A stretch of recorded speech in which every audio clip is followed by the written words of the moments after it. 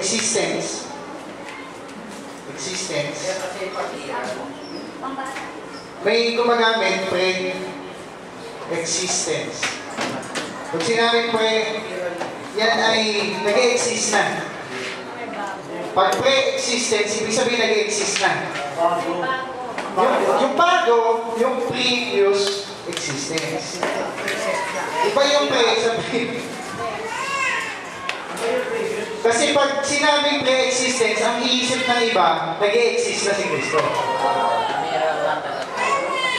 Kahit i-check ko sa Trinitarian, pag sinabi nilang pre-existence, umiiyak na si Kristo. Yun ang ibig sabihin ng pre-existence. Tama yung pre-existence. Sinasabi mo kasi unawa ko sa Trinitarian. Unawa ko. Pero ang dapat pong term, dapat na term previous. Mapag-iiran niya. Yung sa unawa natin, ang dapat, sila yun. Sila ang previous. iban nga mo. Ngayon, si Kristo, ang iyang ko yun, si Kristo ay siya ay exist na doon. Pero, anong form? Yun ang gusto kong tumbukin. Anong form ni Kristo doon?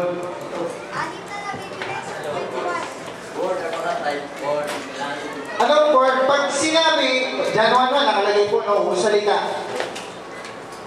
Yung word ba, umiiral na ba yan? Siyempre, umiiral. Pero, siya ba ay buhay? Siya ba ay conscious being? Siya ba ay conscious nature o being? Hindi. Bakit? Kasi, yung kanina, maraming binanggit ito kung sinabi ni Father ni Sister Jelay, yung ibig sabihin ng salita, pwede ba paghiwalay yung salita sa nagsalita? Hindi. Pag ako nagsalita, hindi yung hiwalay sa akin. May sarili bang kaisipan yung salita ko? Wala. Wala. Ngayon, kung babasahin natin John 1:1, in the beginning was the Word, ang unawa kasi ng iba, medyo medyo komplikado at medyo po hindi masyadong liwanag. Yung logos, ito po, no? May unawa yung iba. The word logos means, diba, logos is thought. Unexpressed thought. Yan yung ibig sabihin. Pag unexpressed thought, nandun yan sa loob eh. Hindi pa yan lumalabas. Iniisip pa lang. Yan yung logos, yan yung word. Ang word, hindi lang yung binigkas. Ang word, yung nasa kaisipan din. Pero yung iba, unawa, ang word, yung binigkas mo lang. In-express mo lang daw. Ngayon, pag in-express mo to, hindi pa rin hiwalay to sa'yo. Halimbawa, and the Word was made, and in the beginning was the Word, and the Word was with God, and the Word was God. Ngayon, tayo ay, doon na akong timeline.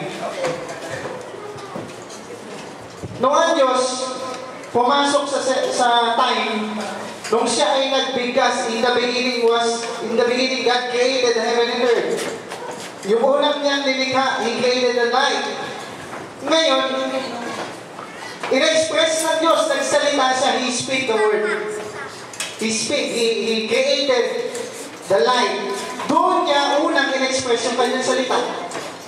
Pero hindi si Kristo yung salita doon. Ngayon, sabi doon, may talata niyan, actually ginagamit ito na ni Pastor, Pastor Danny. Si Kristo ang kapangyarihan ng Diyos. The reason why Jesus, God, the Elohim, the Lord, o Yod-Heh-Vah-Heh,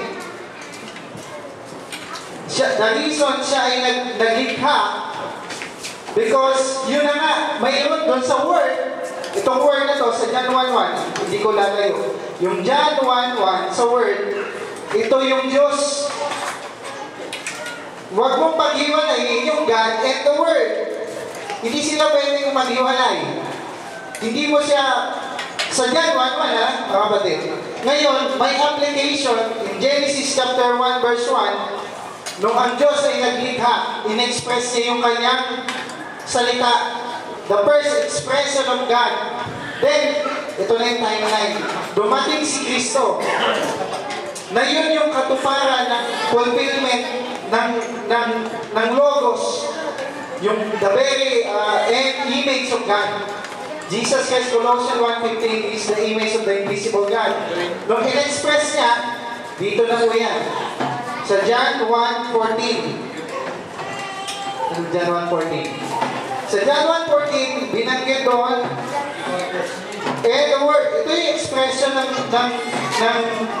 word.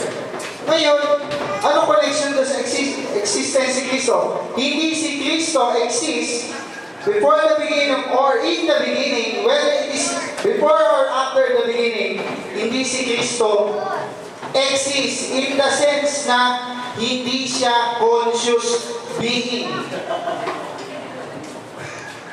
Kailan siya naging conscious? John 1:14. And the Word was made flesh. Doon siya naging conscious. Doon siya exist in the sense conscious na siya. May iral na siya. May sariling spirito na siya. May sariling buhay na siya. Pakibuksan mo ba ni Joseph, John 5:26. Ito po yung sabi. For as the Father hath life in Himself, so hath He given to the Son. Nung binigay ng Diyos, hindi niya binigay before the beginning or after the beginning. Binigay niya yan in the middle of the timeline of blueprint of God. Saan yan? Nung si Kristo ay pinanganak. Kailan ba yan? Luke 1:25. Nung ilinagay ng Diyos yung bini ng Diyos, ilinagay niya sa babae na si Maria. Doon si Kristo. Doon siya nag-exist. Ano existence siya? Yun na yung conscious na siya doon.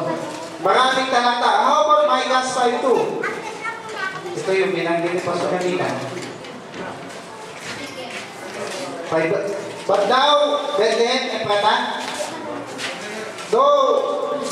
thou be little among thousands of Judah, yet out of thee shall he come forth unto me, that is the ruler of Israel, who's going forth. Pansinin niyo po, kung siya ay walang pinagmulan, bakit siya ay may who's going forth from the beginning? Ngayon, anong estado niya yan? He is the Logos of God. He is part of God. Hindi siya pwedeng iwalay siya doon. Kasi bakit? The Logos of God, the Word of God, the Word was God. In the beginning was the Word, and the Word was with God, and the Word was God. So ngayon, yung Micah 5:2, pansinin nyo, may pinanggalingan siya, yung ruler of Israel. So, exist siya doon, hindi siya exist in the sense na conscious siya. Exist siya in the sense na unconscious siya. He is a part of God, hindi pa siya nahahayag. Kasi kanina yung binanggit nila, Pastor, si Kristo mahahayag dito. Nahayag ang anak ng Diyos na ibinigay na yung ang Diyos nalahan sa Kanya. So, yun lang. Binibigay ko lang sa